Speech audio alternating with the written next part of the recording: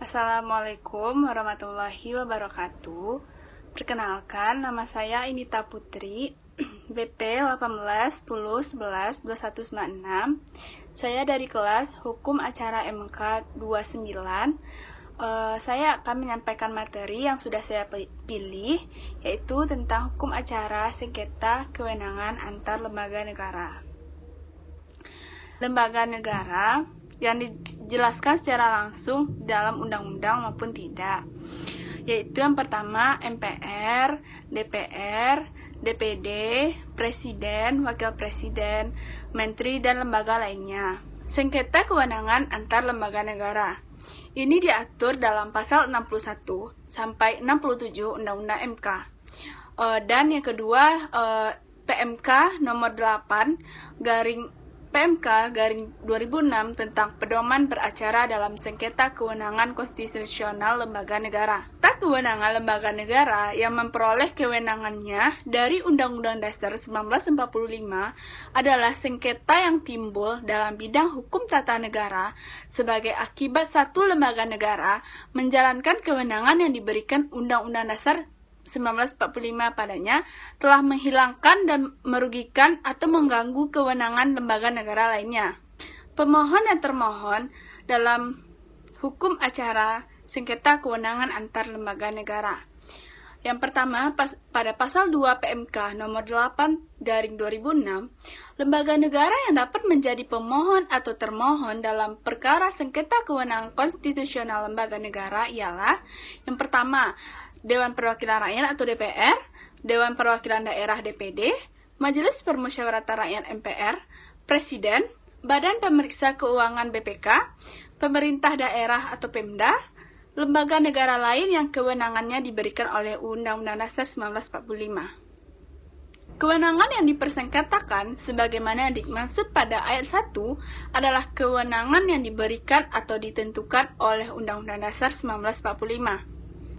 Putusan MK yang kemudian diadopsi sebagai syarat legal standing dalam pasal 3 Peraturan MK nomor 8/PMK/2006 menetapkan 3 syarat untuk legal standing, yaitu 1. Pemohon adalah lembaga negara yang menganggap kewenangan konstitusionalnya diambil, dikurangi, dihalangi, diabaikan, dan atau dirugikan oleh lembaga negara lain. Yang kedua, pemohon harus mempunyai kepentingan langsung terhadap kewenangan yang dipersengketakan. Yang ketiga, termohon adalah lembaga negara yang dianggap telah mengambil, mengurangi, menghalangi, mengabaikan, dan atau merugikan pemohon.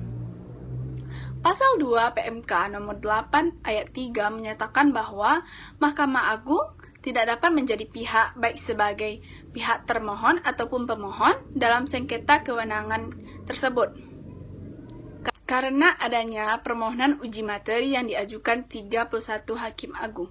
Pelaksanaan persidangan. Yang pertama, pemeriksaan pendahuluan. Pasal 11 PMK nomor 8/2006. Yang pertama, pemeriksaan pendahuluan dilakukan oleh panel sekurang-kurangnya 3 orang hakim, dihadiri oleh pemohon atas kuasanya. Dalam hal ada permohonan putusan sela, pemeriksa pendahuluan dihadiri oleh termohon. Putusan sela yang menghentikan sementara pelaksanaan kewenangan yang disengketakan yaitu dapat dijatuhkan apabila yang pertama, terdapat kepentingan hukum yang mendesak, yang apabila pokok permohonan dikabulkan dapat menimbulkan akibat hukum yang serius. Yang kedua, kewenangan yang dipersoalkan bukan mengenai pelaksanaan putusan pengadilan yang telah mempunyai kekuatan hukum tetap. Penarikan permohonan. Pasal 18 PMK nomor 8/2006, permohonan dapat ditarik apabila penarikan dapat dilakukan sebelum atau selama pemeriksaan. Apabila penarikan dilakukan setelah pemeriksaan, harus lebih dahulu mendengarkan keterangan termohon. 3. Permohonan penarikan dapat ditolak dan pemeriksaan dilanjutkan. Akibat hukum penarikan permohonan. Pasal 19 PMK nomor 8/2006, jika ditarik tidak dapat diajukan kembali dengan permohonan baru kecuali apabila substansi sengketa memerlukan penyelesaian secara konstitusional. tidak terdapat forum lain menyelesaikan sengketa dimaksud. Yang ketiga, ada kepentingan umum yang memerlukan kepastian hukum. Putusan Mahkamah Konstitusi. Putusan akhir adalah putusan yang mengakhiri sengketa kewenangan lembaga negara yang diajukan ke MK sebagai putusan tingkat pertama dan terakhir yang mengikat secara umum. Putusan Mahkamah Konstitusi. Yang pertama, jika pemohon atau permohonannya tidak memenuhi syarat seperti ketentuan pasal 61, maka permohonan dinyatakan tidak dapat diterima. Yang kedua, jika permohonan tidak beralasan hukum, maka permohonan dinyatakan ditolak. Jika pemohon beralasan hukum, maka permohonan dikabulkan. Apabila permohonan dikabulkan, maka dalam putusan MK menyatakan secara tegas bahwa termohon tidak berwenang melaksanakan kewenangan yang dipersengketakan.